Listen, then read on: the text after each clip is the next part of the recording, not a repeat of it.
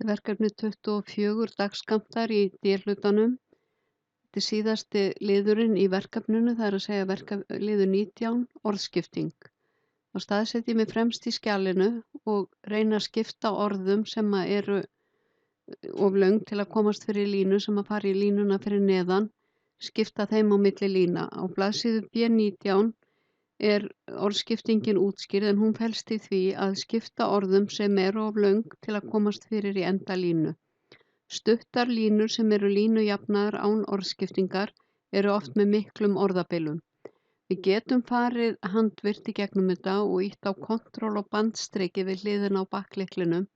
Við getum líka látið Word fara yfir, þá erum við stödd hér, við förum í layout og hyphenation og við veljum manual af því að Word kann ekki að skipta orðum samkvæmt íslenskum stafsetningarreglum.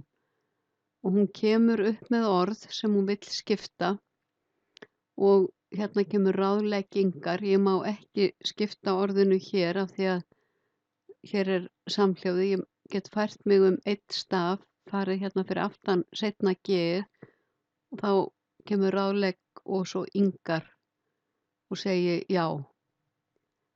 Svo kemur annað orð, aldurstengdri, þá get ég smellt hérna á milli eða fært mig með örvaliklunum, aldurstengdri, samsetningu, ég get samsetn og yngu, það verður annaðhvort að byrja á sérhljóða og bara hunsum þetta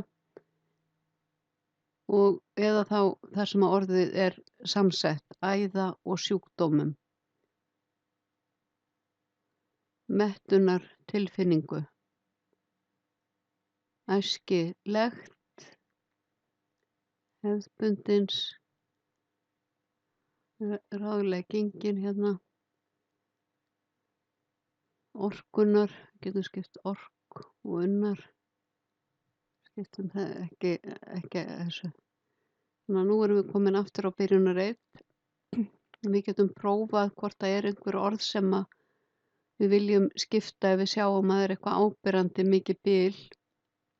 Hérna kemur, hún gat ekki tengt, það var ekki pláss í efri línunni fyrir aldurstengdri og þið sjáu hvernig orðskiptimerkið er. Þetta sést ekki í útprentun eða í prentskoðun. Þetta er svo kallað hverfult bandstrik af því að við skiptum á þennan hátt milli lína. Ég get tekið það út en það skiptir engu máli. Síðan skoðum við hérna áfram og mér sýnist hún hafa farið nokkuð vel í gegnum þetta. Ef við förum hér og prófum að skipta, kontról og strikið, jú, hún gat skipt hér, æða sjúkdómum. Þannig að það er oft gott að fara líka í gegnum sjálfur.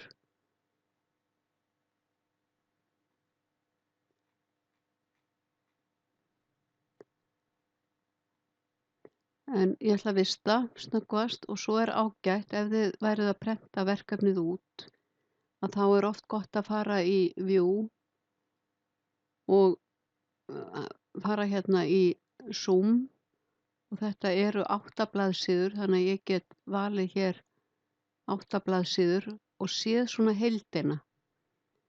Hérna kemur forsíðan, hérna er efnisyfirlitið, það er engin haus hér og ekki hér.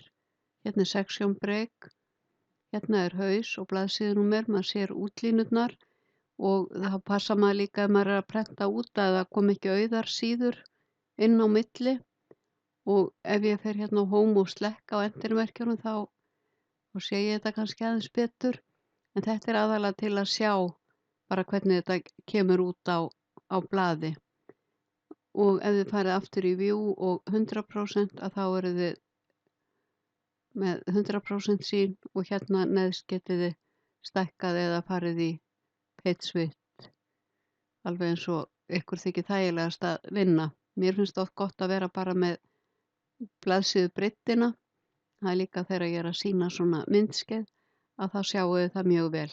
En hérna ætla ég að minnka þetta aðeins niður á þetta svona í 150 og ég ætla að vista.